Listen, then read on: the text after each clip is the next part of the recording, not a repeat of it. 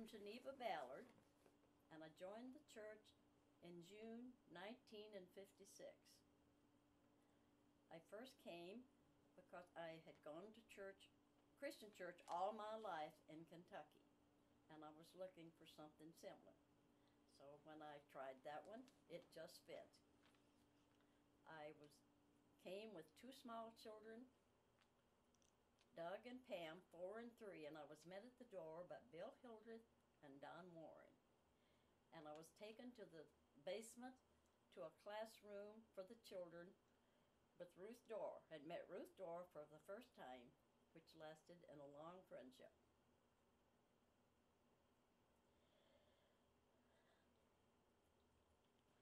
We did many things, and many things happened, but I don't remember all of them, so I'll try to. There was one in particular. We were having a Christmas program, and I'll read this. The younger children were going to sing. I sat on the right side of the church. The kids were to watch me when they finished, and I would tell them when to come down. Shortly after they finished, they started coming down on the left side, headed downstairs. I followed to see what was wrong. Apparently, Lee Nellen had noticed that her son, Scott, was very wiggly, and she motioned for him to come down, and the rest of the group all followed. We didn't have a lot of supplies, but at that age, children like to color. So I would buy coloring books of Bible stories, and we would color them and cut them out and put them on cardboard, and then we would discuss the stories.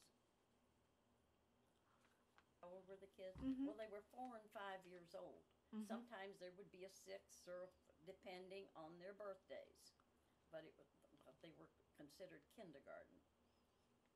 And we talked of many things. One Sunday we talked about ministers and what they did. Some said that he comes to see you sometimes. Some said he tells you stories. And then some said he shakes hands with you when you go out the door.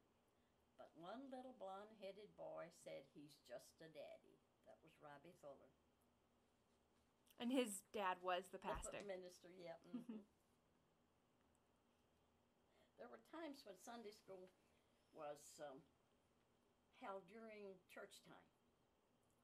I had more kids then, sometimes as many as 10 or 12. But I didn't get a chance to go to church very often. So there was one Sunday, for some reason, I did go and sat by my husband, Lloyd, and afterwards there was a lady by the name of Mrs. Webb, who had been there for some time, came and introduced herself and said she knew there was a Mrs. Ballard, but she just didn't know who or where she was. I told her I was kept in the basement. Over the years, I have enjoyed teaching those kids so much. That was such a pleasant class.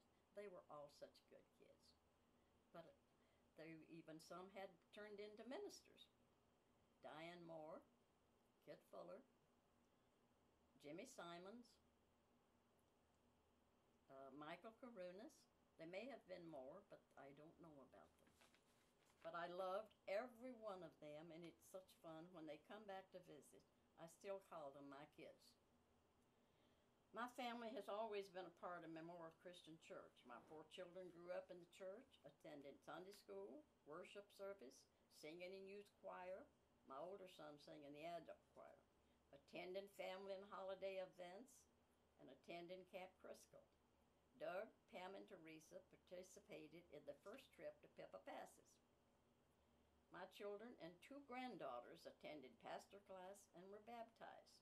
Both daughters and granddaughters were married in the church. Lloyd was a deacon for years. He worked evenings and would help with remodeling at the church in the daytime.